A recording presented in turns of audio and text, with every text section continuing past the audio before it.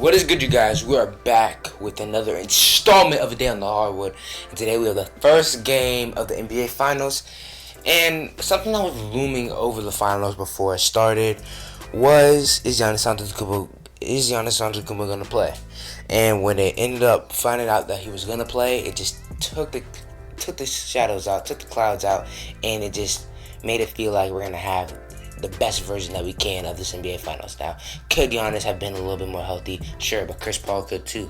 Other players are banged up as well. So he went out there, he had a decent game, especially in the first half. In the second half, he just looked a little bit more tentative and things like that. So, yeah, man, I think with Giannis playing, it just makes this even. Not a lot of excuses are gonna happen. Sure, you will have the big Giannis fans saying he could have been more healthy, but everybody could be more healthy. So let's get into the game, man. Chris Paul had a very, very slow first quarter. I think he had 0 points in the first quarter, but then the second quarter did a little bit better, and then in that third quarter, man, 16 points at like 3 minutes to go in the third quarter, big time third quarter. The mid ranges getting to the lane. It felt like everybody, all the guards when Bobby Portis was in the game, was just taking turns, taking him to the basket on the switch, just going by him or pulling him up in the mid range. And man, Chris Paul played really, really well, especially in the second half. D-Book, I was watching a game with my friend, and it just seemed like he kept getting bailed out. He kept getting bailed out from the free throw line. And sure, other young stars, Trae Young and others, have done that as well, so I'm not going to take anything away from him, but he got to the free throw line a lot, and the Suns got to the free throw line way more than the Bucks today, and that's mostly because of Booker, because at one point in the fourth quarter he had shot 10 free throws and the Bucks have only shot 6, so he was getting bailed out a little bit, but he was still scoring and had a decent game. DeAndre Ayton with another big game. It seems like every single game one he has a huge game, you know what I'm saying? I think he had a 20 and 20 game, maybe 20 and 19 or 22 and 19, something like that.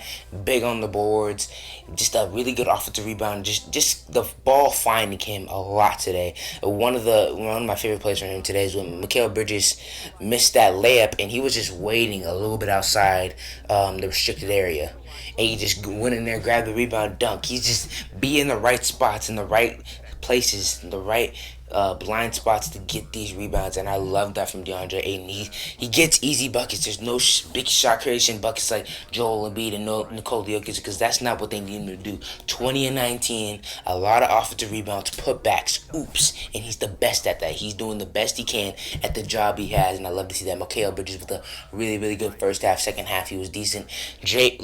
So I was listening to the podcast last week, through the wire, right, and D Mills, the big dude on the podcast, he was saying that you're going to get a Mikal Bridges game or Jay Crowder game at some point. And Jay Crowder had a really, really bad game today, but Mikal Bridges had a good first half. And when one of those guys are playing good, it just makes the Sun teams better outside of Chris Paul, Devin Booker, and DeAndre. And Cam Johnson had a really good game as well. Cam Payne hasn't been playing as well as he had before the ankle injury, but is still giving decent minutes, so shout out to him. And Torrey Craig, shout out. Whoever wins, Torrey Craig gets a win. That's great. He may not. Some people don't accept it when it's that rule when they're on the other team, but they're on the team that won earlier in the year. Sometimes they'll accept it, but I would accept it if I was Torrey Craig. But it looks like the Suns are gonna win in the first game. Don't overreact. The Bucks still have a chance to come back and do better. Jrue Holiday can definitely play better. And with that segue, let's talk about the Milwaukee Bucks and how they played in this game. Man, Brook Lopez had a great first half, man.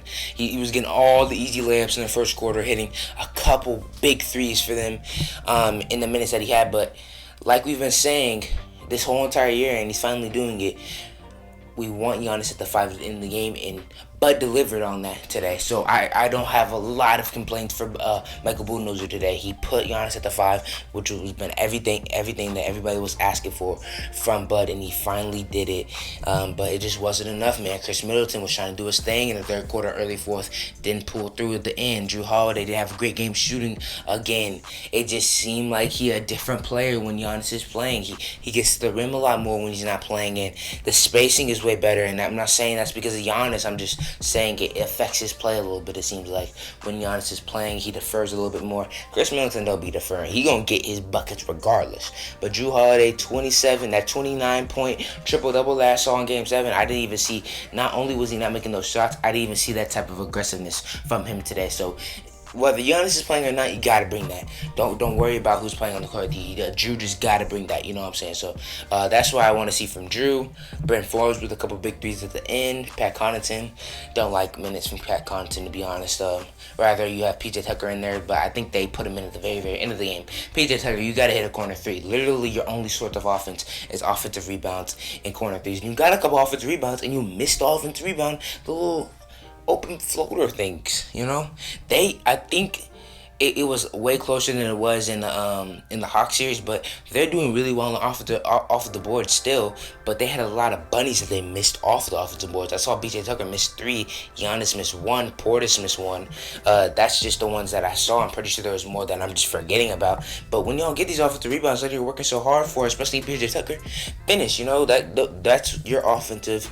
That's your offensive collaboration. That's what you're bringing to the offense, is those offensive rebounds, putbacks, and things like that. Besides your corner threes, you gotta be able to count on those. You gotta be able to hit those.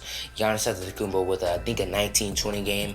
Like I said, he was big in the first half, kind of a little bit tentative in the second half. That's perfectly fine. Him coming off an injury, I'm proud and I'm impressed that his genes and his body is can recover this fast from an injury that he went through. That's insane genetics. That his body is superhuman type to be able to do something like that, and for him to go out and drop 19 and 20, that's impressive in my opinion. So shout out to Giannis. Don't have a lot of criticism or negative things to say about him. Just glad he got out there and played, because I know he wanted to be out there with his teammates. But they gotta do better in game 2 if they want to make this a series, because Cam Johnson's gonna be on his game. Torrey Craig is gonna be on his game when he's in there. DeAndre, Chris Paul, Devin Booker, at least 2 out of 3 of them are going to be doing good usually, so you got to be on the game. They have a lot of firepower. I said Suns in 7. I said Suns in 7, so I'm gonna stick to that. Obviously, it's looking good right now, but let's not overreact. I think a lot in these finals, people just overreact and go other ways, and then the Bucks are going to win game 2. They're going to talk about how bad Chris Paul, Devin Booker is if they do. It's a lot of overreacting. Don't have to overreact, man.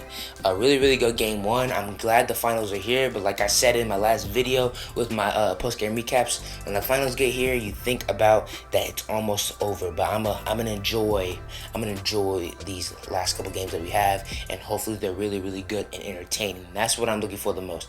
I have my predictions, all that, but I really just wanted this to be an entertaining series. And so far, this was a decent game, but the Suns had it in their grasp the whole entire time. So hopefully next game could be a little more interesting. But that's all I got for you guys today, man. I do daily content on this channel. Honestly, I didn't have a vid out yesterday, but before that, I think I was on a 2-week straight of daily content. I think I had 1 day off 2 weeks before that, and then it's been a lot of daily content for these last 2 months. So go ahead, sub to the channel if you like that type of stuff, and I'll see you guys next time.